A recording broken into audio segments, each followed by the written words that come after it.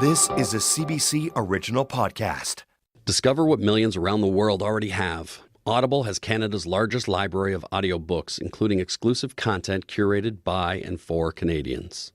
Experience books in a whole new way, where stories are brought to life by powerful performances from renowned actors and narrators. With the free Audible app, you can listen anytime, anywhere, whether you're at home, in the car, or out on a jog. The first 30 days of the Audible membership are free, including a free book. Go to www.audible.ca/CBC to learn more. CPA 21, how do you read?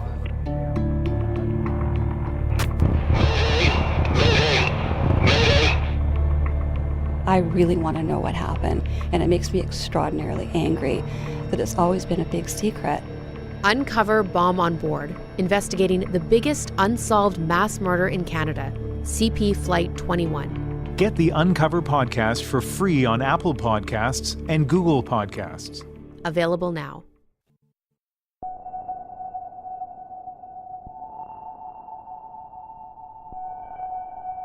Previously on Missing and Murdered, Finding Cleo. So the reason we're calling is that they found Cleo's grave. Oh my God! Where? It's in New Jersey. I think it was something beyond her control and that she didn't want to die. That's the sense that I get. Something happened. Some of the officers that responded and investigated are still alive. So you have been able to locate a file then? Yes. I actually have it sitting right in front of me.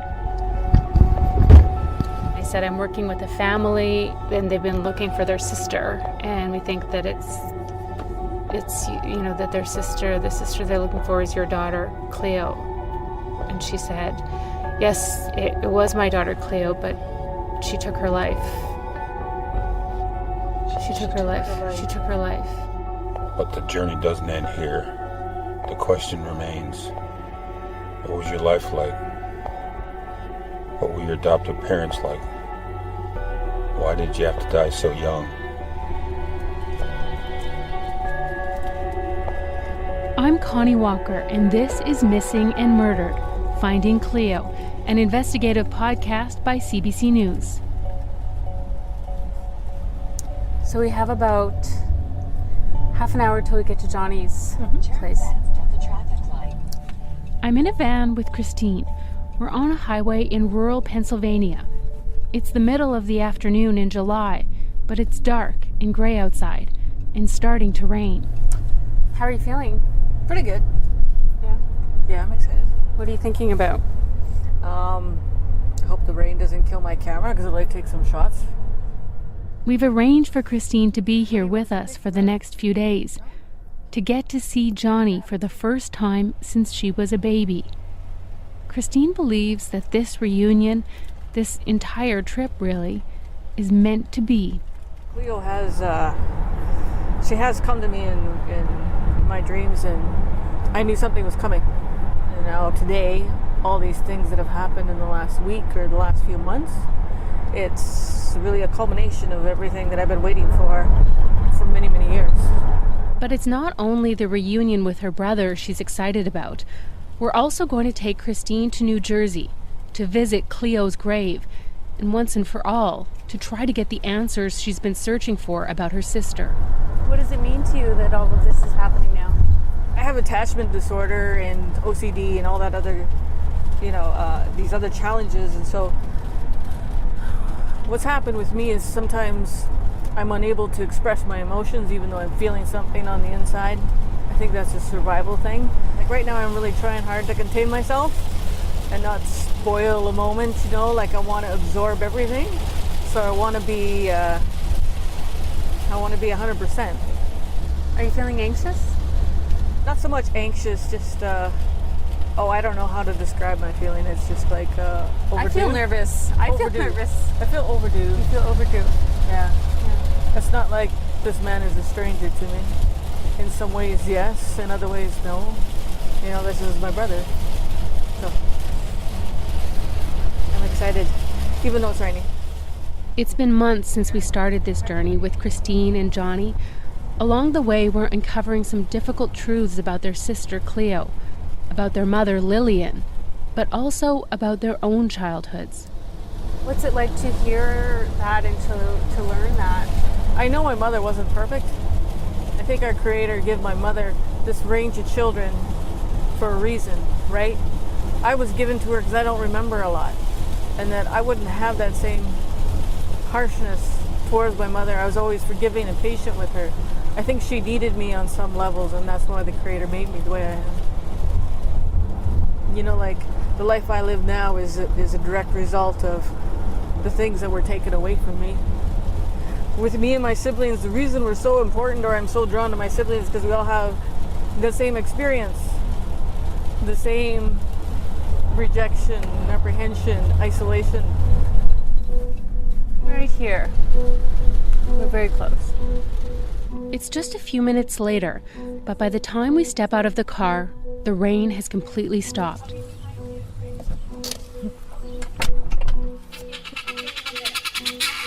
We're back at the farm, where Johnny feels so comfortable. He's in his favorite spot by the barn, waiting for his sister. We park in the driveway, so Christine has to walk a little ways to get to the barn.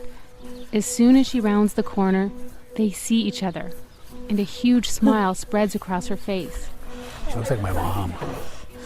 She still has to walk up a small hill before she gets to hug her brother. Been waiting a long time. Hey, you. Hi. Last I saw you, you were like 6 months old, I think. Hair's gray like mine and everything. It's good to see you. I'm glad you came down. It's good to see you. You all right? Yeah. Must have been 40-some years. Yeah. It's good to see you, though. You look like Brad. Do I? That's good, right? Yeah. Yeah. Glad you came down. I was like surprised that they said you would come down. Yeah. So that's awesome. Christine just keeps nodding her head as Johnny talks. She's staring up at him with this big smile on her face and tears in her eyes. That's awesome. It's like someone trying to get water. Oh, cool. Water. I hope you guys aren't late and long. That's what no. I got some drinks and everything. Oh, cool. Johnny and Christine have seen one another online many times, but in this face-to-face interaction, they seem to recognize each other in a different way. Seeing each other in person has brought to life memories of other family members. They see the similarities and mannerisms that can only be explained by their DNA. The first thing Johnny said when he saw Christine is that she reminded him of their mother, Lillian. You look like Brad. I know, I see pictures of him and stuff. You all right?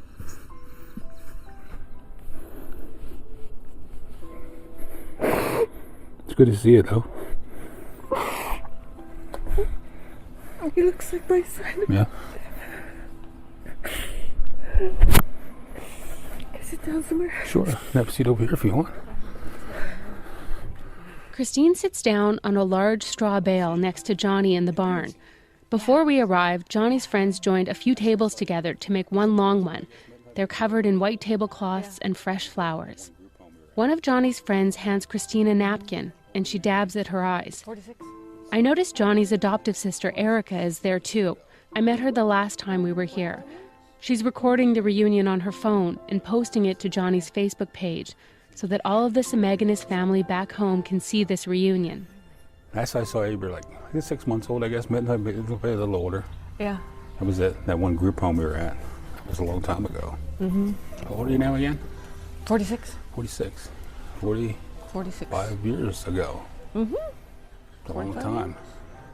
You were born when Montreal won a Stanley Cup with Ken Dryden, Rookie of the Year. Oh, that's why I'm Montreal Canadian. Yeah, that's what it is, yeah. Oh, that's awesome. That's awesome. Well, it's good to see you, though. Mm-hmm. Have my friends around here. It's awesome. So, Hi. need moral support, so. I'm standing a bit further back with Johnny's friends, watching this emotional scene unfold. This is Tom. Tom here is my farmer friend here. He's the one that Brian. Hi. That's Brian. Nice to meet you. I'm Tom. Hi, Tom. I'm Bob. This is Bob. I've known him for a while. John for a long time. Yeah. I'm Kristen. Hi, Kristen. And this is Max. This is our son, Max. Hello. Hi, Max. My What you sister, doing? Say hi. Handsome little guy. Hi. It's awesome. I got stuff on the grill I was going to check out. Okay, cool. Yeah. You hungry? Because we're going to feast. I got the other things already. I can throw more on. No, you guys are like two peas in a pod. I was like, oh my gosh. Their like tone of voice is the same. Their reactions are the same. Yeah. Hello. That's so amazing. I think we were related or something. Oh yeah. I think you were like brother and sister. It's so weird. I'm just hungry. I'm going to throw some more stuff on the grill, though. Put some more on the grill. Yeah. The storm has passed, and we even see a little rainbow in the sky. Johnny and Christine step outside the barn and walk toward the field. The light is beautiful. The sun is shining and casting a warm glow on their faces. It's the perfect time to document this moment. Here's the sun. John, you're awesome. You know, you always have that quiet face. Yeah. And every now and then you do smile. You guys look here for 1 sec. This is Christine's camera. Johnny has his arm around Christine. They seem awkward and familiar at the same time. I think about what separated them as children and the years of heartache they both endured after. Their shared quest to find Cleo has brought them together again. Today it feels like a hopeful new chapter has begun. Can I get one with my camera too? It turned out to be a nice day, see? Yeah. Brought the nice weather with you. That's because there's a great reunion. That's Yeah. right.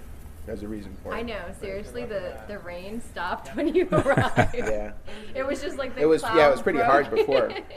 Bob Desmarais is one of Johnny's oldest friends in Lancaster. Well, I always knew him as Chief. And for years I didn't even know what his name was. Because everybody just referred to him as Chief. But I remember from the beginning, he talked about Cleo. And just not knowing what had happened to her and how it just was always on his mind. I mean, from the very beginning. And it's just so great to see the resolution to the mystery for him.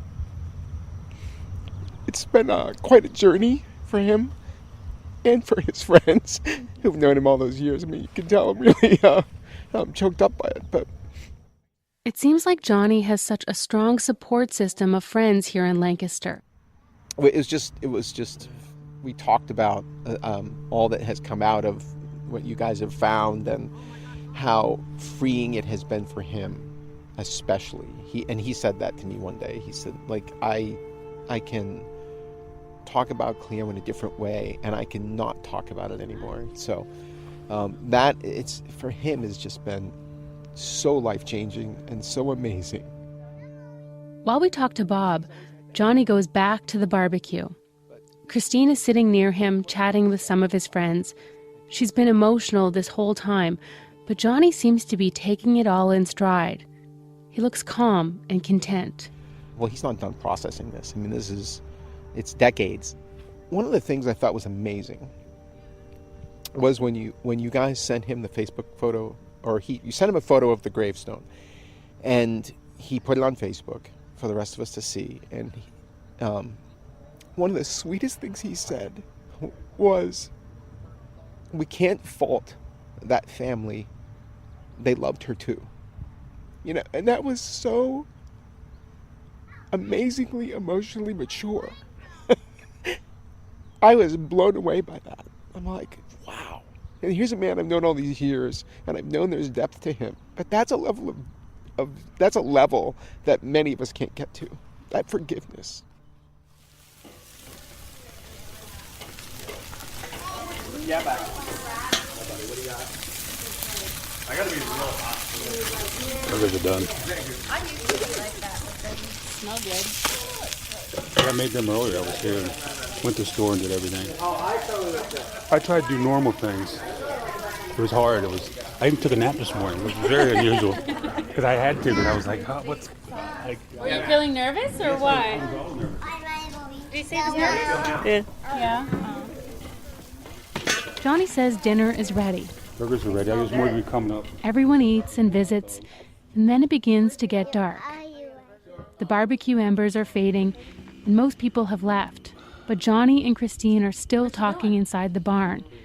It's only been a few hours, but they already seem more comfortable with one another. This is awesome. I don't think, like I said, I was real nervous this morning, but...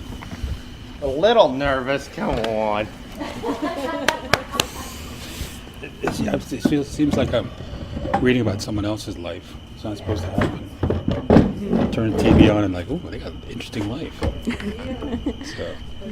So my flight was at 9, so I got to the airport at 7:15, and the Porter Airport staff wasn't even there until 8:30.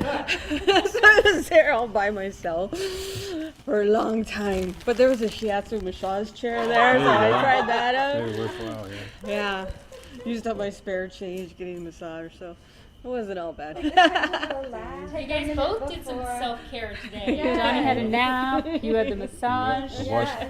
Washed my hair, got all gussied up. Yeah. Awesome. Okay, well, I'm ready for a nap now.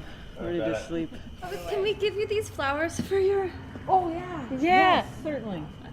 Good, thank you. good. Johnny and Christine say goodnight. Even though they're going to see one another again tomorrow, it's hard for them to say goodbye. I'm glad you came down. Love you too.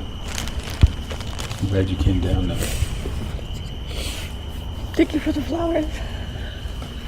This is one of the happiest days of my life. Thank you. It's just beautiful here. Yes, it is. A couple of days later, we drive Christine to Marlton, New Jersey, where Cleo lived before she died. Christine is determined to get as much information about Cleo as she can. She's going to try to access Cleo's death certificate, and we've already put in a request for her police file. Jill Slim, Cleo's childhood friend, who we met at the funeral home, has also agreed to meet with Christine and to talk to her about Cleo. We go back to the same busy diner where we met her before. Hi, I'm Sam. I'll be your waitress this evening. Can I get you set off with some drinks? And this time, she's okay with us recording it. So first of all, I want to thank you for taking this time out to meet with me. Oh, you're welcome. It's a privilege, really. Like at first, when I met these guys, it was just very overwhelming. Very overwhelming. And I've had much more time now, just like to process everything. And so, were you the baby? Yes. Okay. Christine starts at the beginning and tells Jill about her long search for Cleo and all of the roadblocks she's hit along the way. Because, the government in Saskatchewan and the government in New Jersey both told me that, she's passed on, why does it matter? It's kind of attitude. It's not nice. Jill pulls out a tattered white yearbook and sets it on the table in front of Christine. Wow. It's from Marlton Middle School in 1978, the year Cleo died. So, I'm sorry it's in terrible shape. I guess they showed you the picture that was in this. But this is the actual page of Cleo's memorial. I mean, it's not much. It was an 8th grade yearbook put together by students, I remember the beginning of the school year. She had just gotten her braces on, so she had the most gorgeous smile. And then she got braces, and she absolutely refused to smile anymore. It was funny, she was always covering her teeth up all the time, as I was too. I had braces, I did the same thing, but she was really funny, just really, really funny. And I also remember sitting around, we all just were sitting discussing, how come you don't have pimples and we're all covered in pimples? Why is your skin so pretty and ours is not? We were all trying to figure that out. The last time we talked to Jill, she refused to tell us how Cleo had died. Now that we know the truth about what happened, I wonder if Jill knows anything else about the months and days before Cleo's death that could shed some light on why she took her own life. Did you have any idea when you knew Cleo that she was going through a hard time herself? No. I had no idea. Is Cleopatra the name that your parents gave to her? Yeah. And then She was a fan of Elizabeth Taylor. Okay. And she thought Elizabeth Taylor was so beautiful in that movie. Well, I wish I could tell you more. Oh, you told me more than I expected. I wish. Grateful. I wish I could. I feel a lot of peace knowing where she is. I know that my kids won't have to worry about unanswered questions. I still have some more questions, and I'm pretty persistent, and I'll get my questions answered. Wow. Yeah, so I feel a sense of completion, but I still like to tie up every single loose end. I'm sure. And if anything, you know, I'm really happy that Cleo will not be forgotten, that her story is told. Right? Yeah. But this story isn't just about Cleo anymore. It's about her mother, Lillian, and all of her siblings, Johnny, Mark, April, Annette, and Christine, and the collective toll that the 60 Scoop has had on all of their lives. I really appreciate you letting me be a part of this. Thank you so much. Thank you. Thank you for giving me those answers. Oh, it's a privilege to help you out. We say goodbye to Jill in the parking lot of the diner and watch her pull away. So what was it like to talk to one of Cleo's friends? It was a lot more than I expected. It was nice to see a little glimpse of what her personality was like, because that's a big question, you know, like not only did my sister exist, but what was she like, right? And it's a big comfort to know that she had friends and that she was loved. It's dark in the parking lot. The only light is from a street light above us and the headlights from cars on the busy road behind us. Was there anything surprising or shocking about what Jill told you? A little bit that, well, yes and no. Like, I know with my own issues in dealing with the separation and whatnot, I was pretty quiet too, right?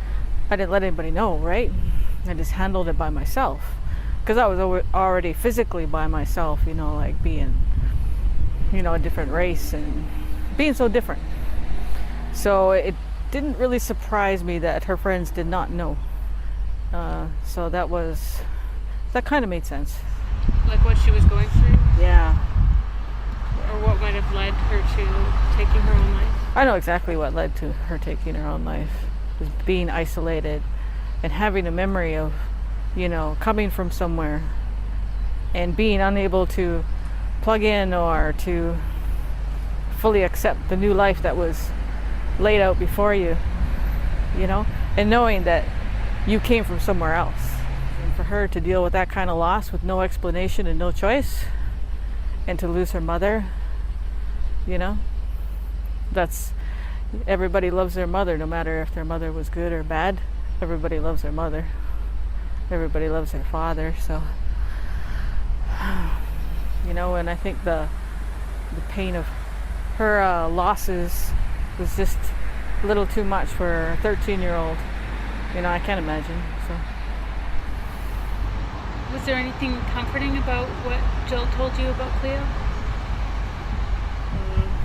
I feel I got to know Cleo a little bit better as a person, because it's one thing to know you have a sister, but it's another thing to know that she was funny and tall and beautiful and had a great smile and, you know, and that kind of thing. Cleo was a little bit more than just a little 1-inch pincher on my wall now, right? She's somebody I love very much, and no amount of time changes that, right? It wasn't just me, it was all the people that knew her. My cousins, my grandmother, her friends. She was a loved little girl. She still is. I asked Christine if there are any questions about Cleo that she still wants answers to. I want to know exactly what happened the day she died.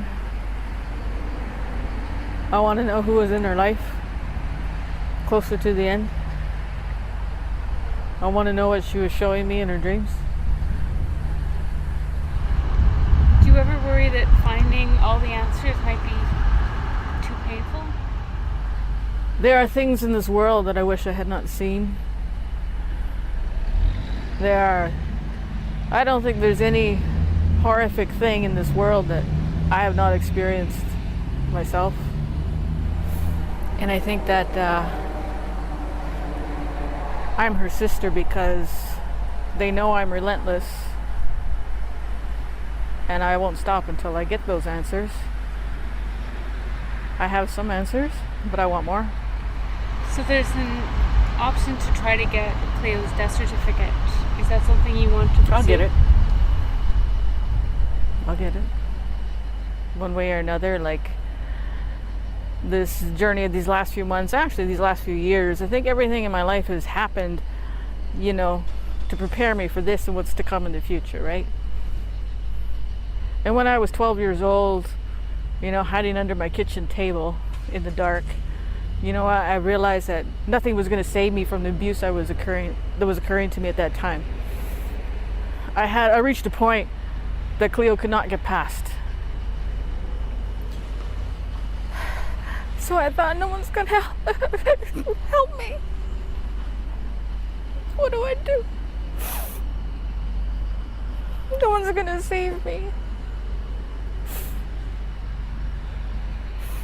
So I just decided, you know what? Survive it. And then in the days to come, there will come an opportunity where I can change things and make things better. Nothing's gonna kill me.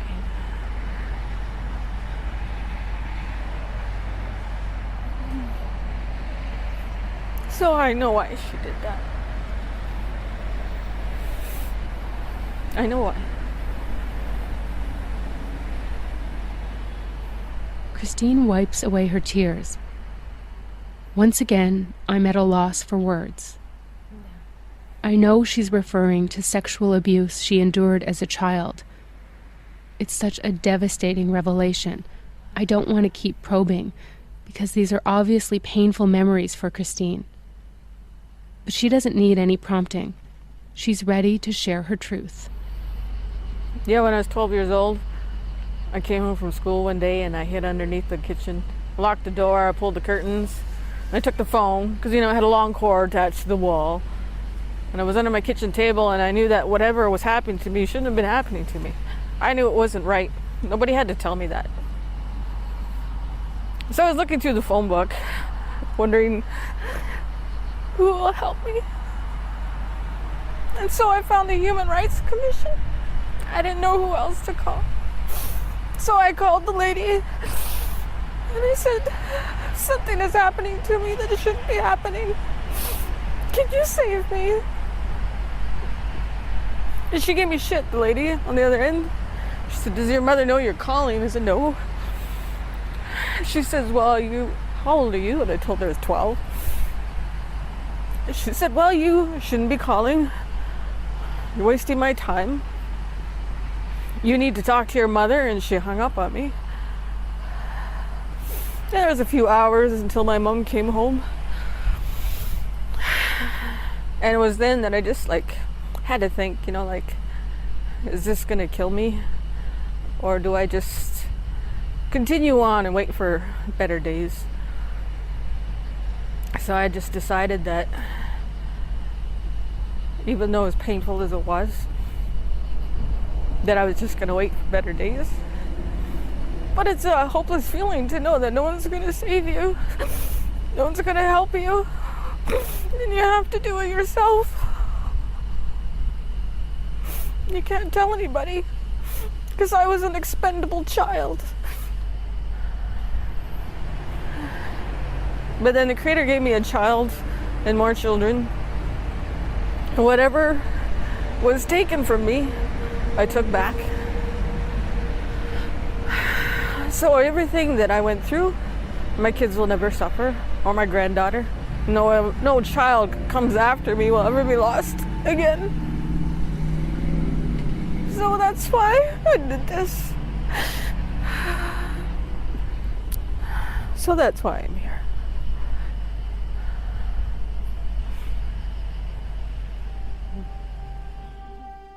I know I'm supposed to maintain my composure, but I can't help it. I'm crying too. We all hug Christine in the parking lot and call it a night.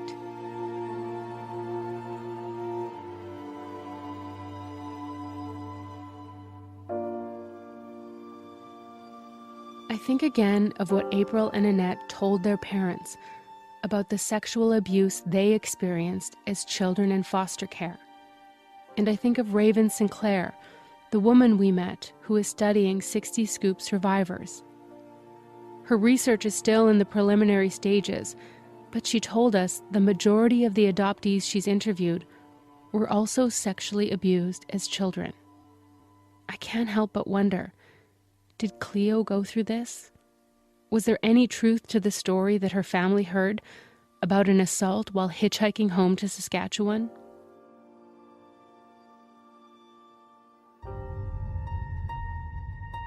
The next morning, we head to the Evesham Police Department to see about our request to access Cleo's police file. Hello. Hi there. Are you Rosenberg? Yes, I am. I'm Connie Walker from CBC. Hello, how you doing? I can give you an update of where we're at.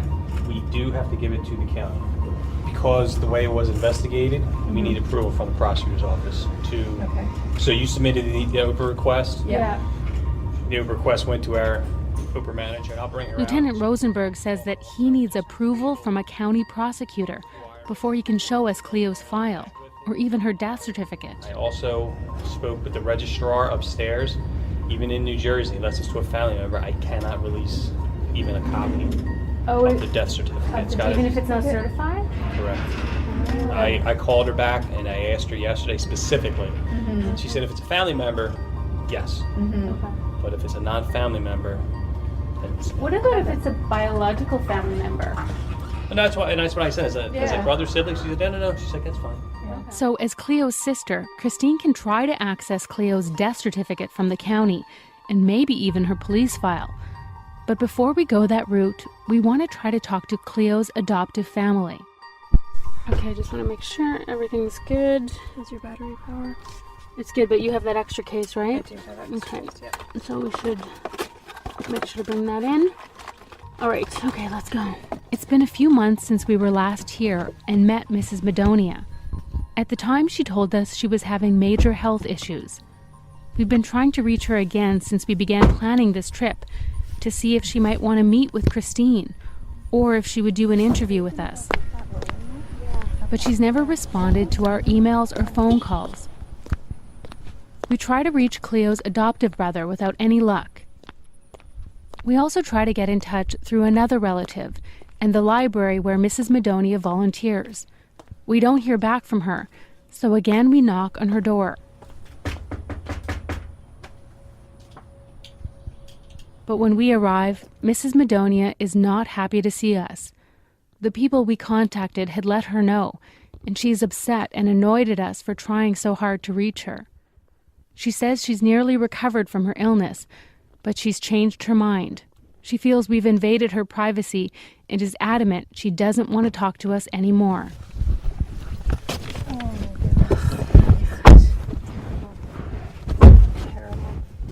Holy shit. I think we should leave. Yeah. We leave her house feeling terrible that we've caused her more grief and disappointed that she won't meet with Christine, but we respect her wishes not to be involved.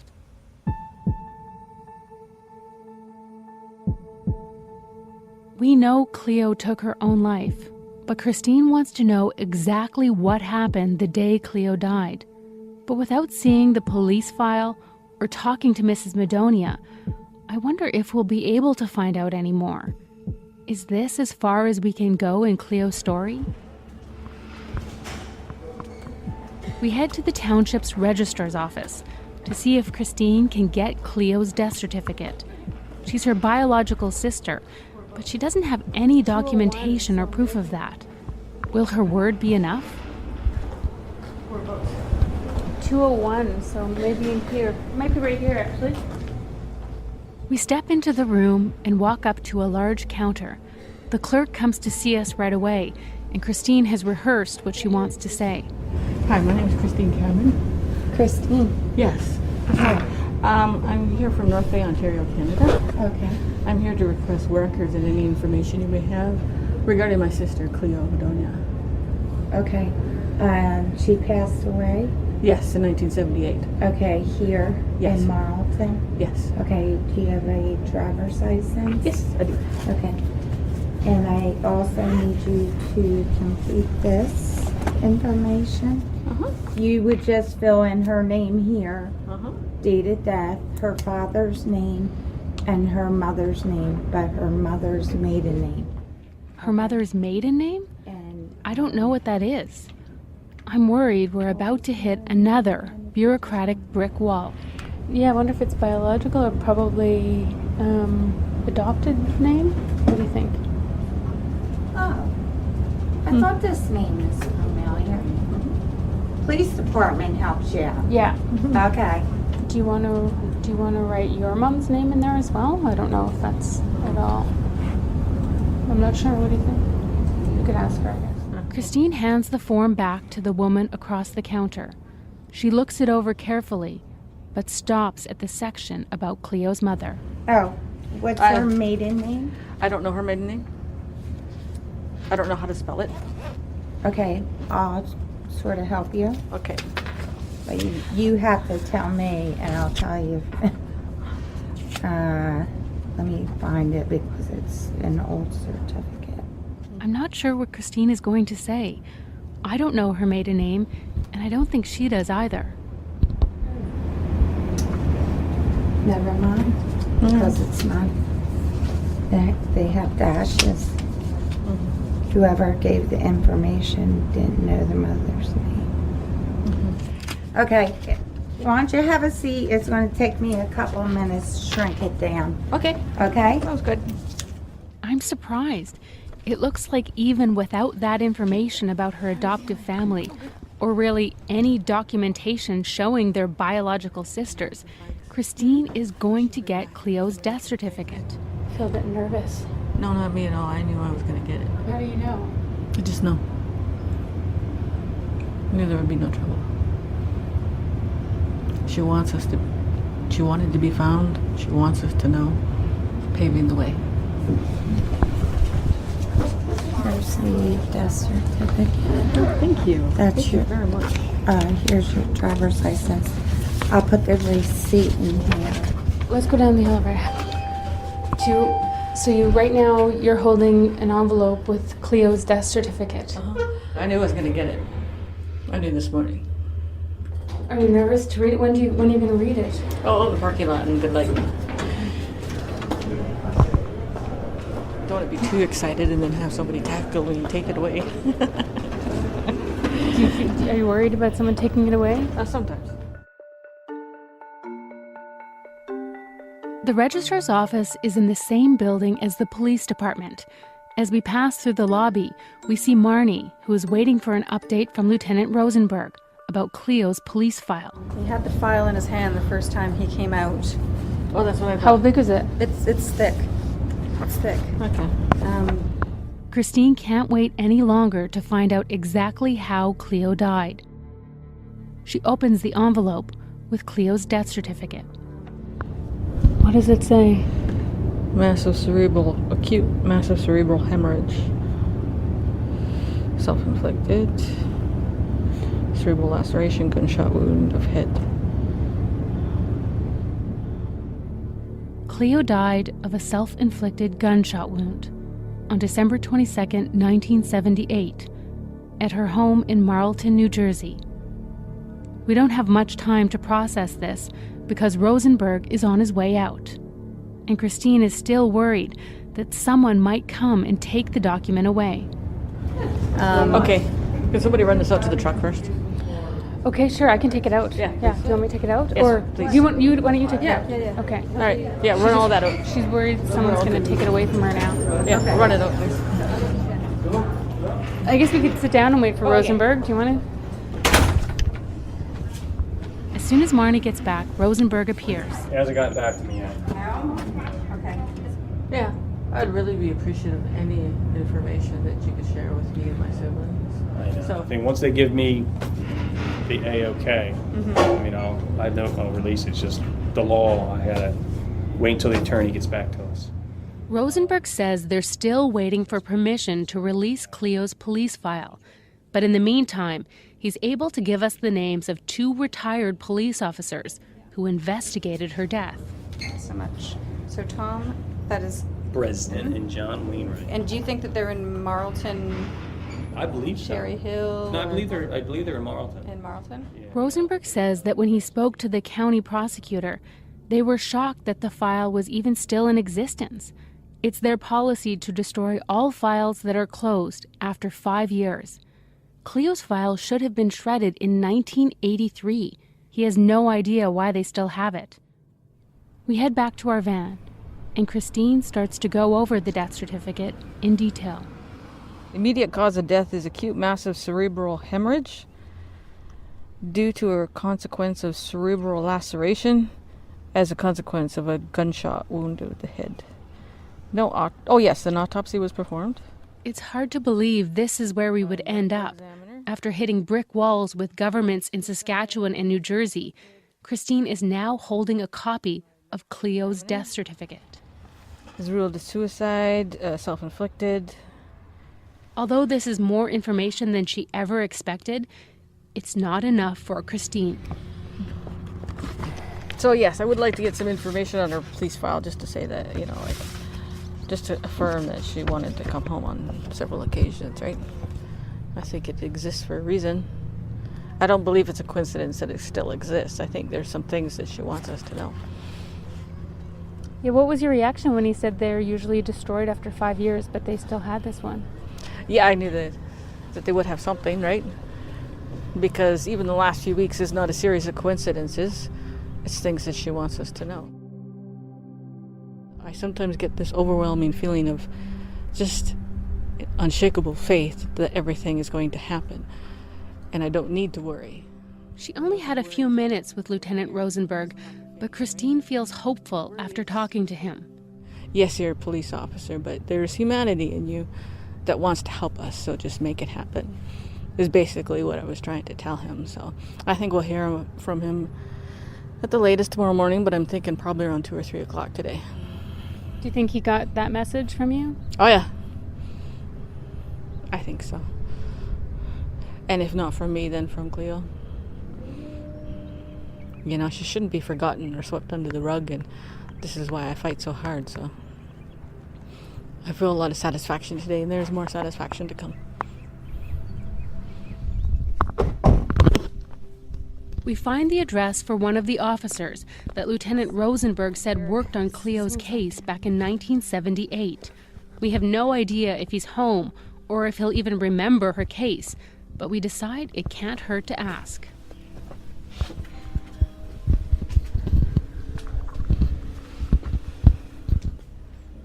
Hi. Hi, my name is Christine Cameron. Okay. I come to you from North Bay, Ontario, Canada. I'm here researching the story of my sister. My sister is Cleo Madonia. She passed away in 1978. Uh-huh. And I understand you're a respected member of the police force. And I was wondering if you could share any information with me. About what? About my sister's death and the events leading up to her death. And what was your sister's name again? Cleo Madonia. She was a Native American girl. Cleopatra was her full name. Yeah. Yeah. How old was she when she died? 13. She died over in the Woodstream section. Yes. She committed suicide. Yes. It was almost 40 years ago, but this retired officer remembers Cleo. Like I said, around 13, 14 years old. Hi. Hi. This is my wife, Joan. Hi, Joan. And Cleo was in middle school at the time. Mm-hmm. And from what I understood, she was kind of troubled. And I don't know if that was something that was from the school, mm-hmm. that she was being bullied or whatever, mm-hmm. but they didn't recognize bullying then. Mm-hmm. Or whether or not it was she was just distraught over family situation, because I think she was adopted. Yes. Or, she was a foster child or something like that. I'm surprised that Wainwright remembers so much about Cleo's case so quickly, but he tells us that he was one of the first officers on the scene at Cleo's house after they got the call. What do you remember about that day?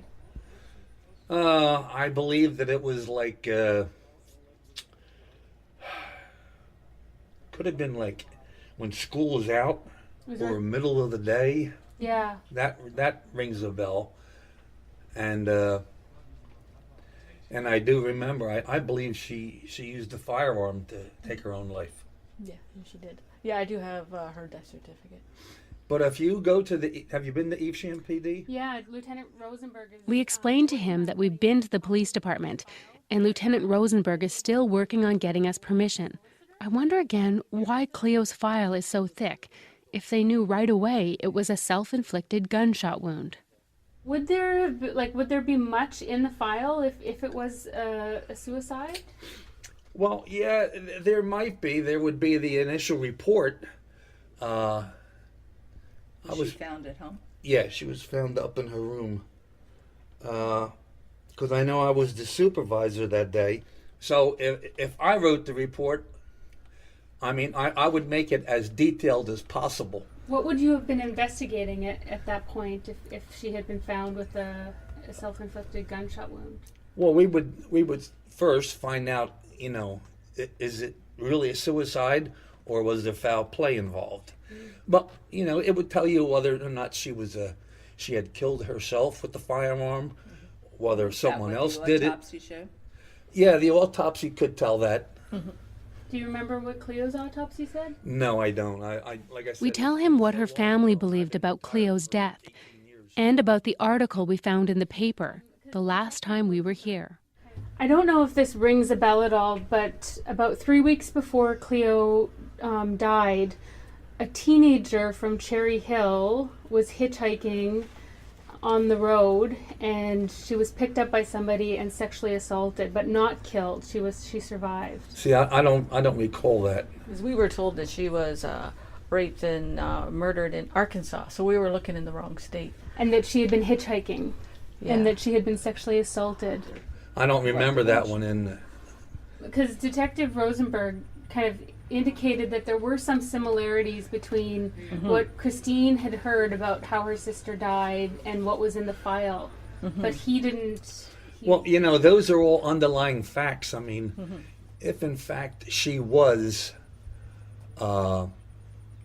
molested or assaulted or sexually abused by someone else, and this was playing on her mind, and this is what caused her to take her own life, I'm sure that in the report somewheres, either from the county or from what our detectives found out, would have been, you know, in the report. Talking to Wainwright and hearing his memories of the day Cleo died only makes me want to read that police report even more. Do you remember if she was a victim of sexual violence? No, I don't. And the reason I remember her is because her name Cleo. I mean, it's not a common name. Do you have any? Do you remember having any suspicion that it wasn't self-inflicted or that there was? No, only because she was a middle school kid, and the initial information was that she was having some I guess some thoughts about either. Because she was adopted, well, you know, she was probably having some real severe psychological issues, either about being adopted or not being able to find her birth parents and things like that. On behalf of my siblings, Yeah. I'm really grateful for you taking this opportunity and sharing with me. I really appreciate it. I'm glad I could shed some light on it for you. All right, you are. Peaceful. I very much look forward Thank to you. it. Thank you, John. All right. Thank you. We leave Wainwright's house and head back to the van. Marnie is waiting with some news. Literally, as you were walking into his house, I got an email from Lieutenant Rosenberg saying, I told you between 2 and 3. What did he say? Saying we have authorization to go and look at the file right now. Oh my God. Because I knew, I had the idea that we were on the step that he would call while we were there. Yeah. Just as you were walking in, I got the message from him, and he's there for the next hour, and he said we can come in person and look at them, and he'll give us copies. Remember, though, I told you between 2 and 3. You did. I do remember you said that. Christine has been adamant all along that Cleo is the one who started her on this journey, the one who visits her in her dreams and wants her to find the answers. She feels this isn't just another coincidence, but really part of Cleo's plan. Okay, we better hurry up. We're on our way to see the police file into Cleo's death. What would it say? Would it tell us what was going on in her life? After months on this investigation, searching for answers, and being so invested in the life of a little girl I never knew, I'm almost afraid to find out what's in that report. What would it tell us about the day Cleo died?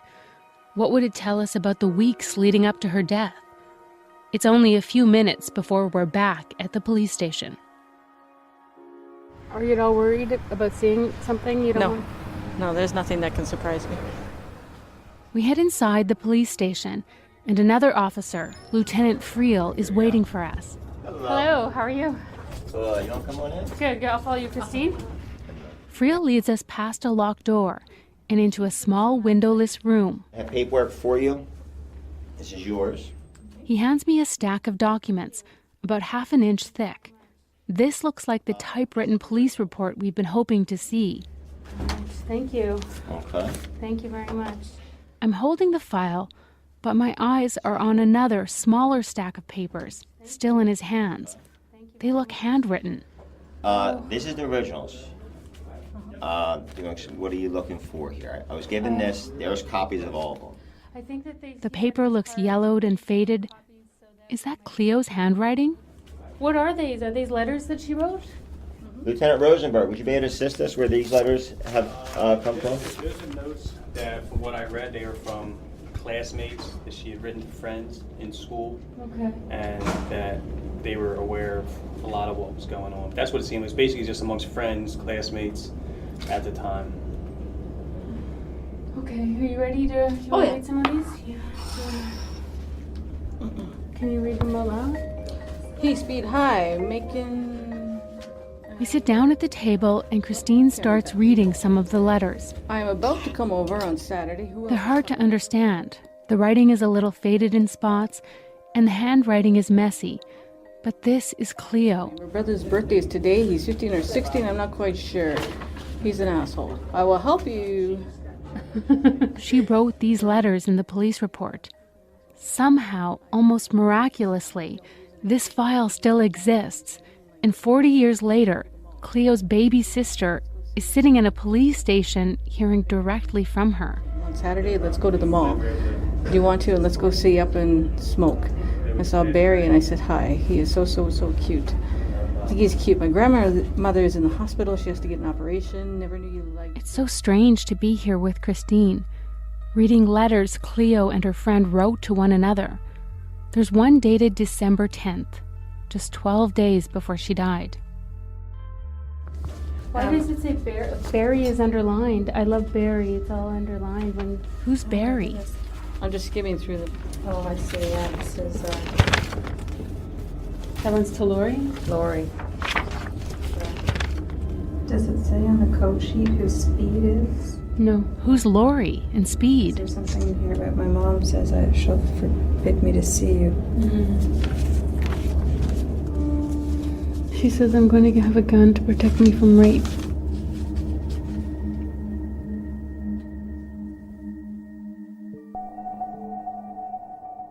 It feels like we're looking at a picture of Cleo's life in New Jersey through a foggy glass. And the more we read, the clearer it becomes. By the end of the report, we know the answers to the questions that Christine has been searching for. We know what happened in the weeks, days, and even minutes before Cleo took her own life. Coming up on the final episode of Missing and Murdered, Finding Cleo. Connie, this is not going to be a very pleasant conversation. When I talked to her on the phone, she seemed like everything was going to be okay, and something happened between the morning and the afternoon. Finding Cleo is written and hosted by me, Connie Walker. It's produced by Marnie Luke and Jennifer Fowler.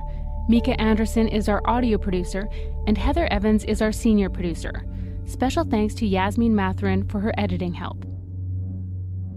Subscribe to Finding Cleo on Apple Podcasts or your other favorite podcast app. For a glimpse at Cleo's letters from the police file, visit our website at cbc.ca/findingcleo.